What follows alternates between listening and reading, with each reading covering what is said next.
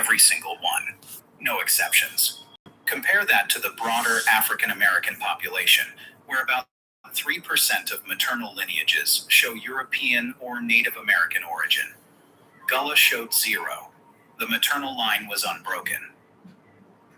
Now, here is where it gets deeper. And honestly, this is the part. There had been a cultural story about the Gullah, that they came primarily from Sierra Leone. The evidence was linguistic. It was cultural. It was historical. The Gullah language sounds remarkably like Sierra Leone Creole. They share identical expressions. The word big yai means greedy in both languages. Tiff means steal.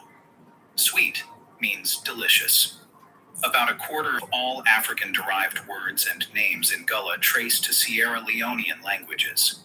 The rice connection sealed it in most people's minds.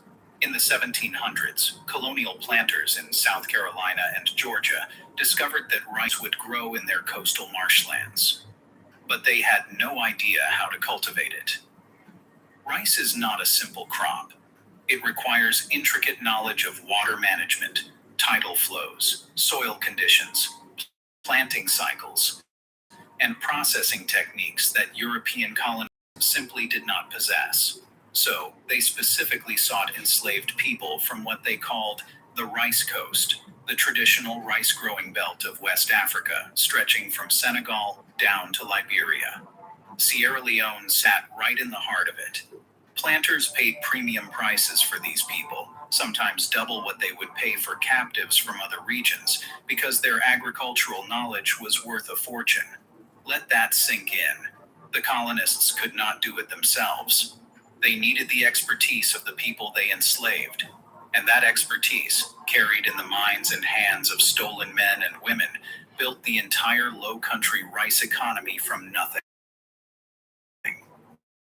And there was Bunce Island, a tiny British slave castle in the Sierra Leone River, about 20 miles upriver from Freetown.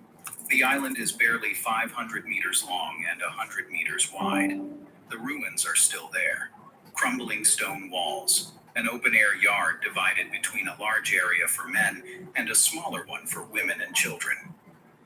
Watchtowers, cannons bearing the royal cipher of King George III, tombstones of slave traders and ship captains at the south end.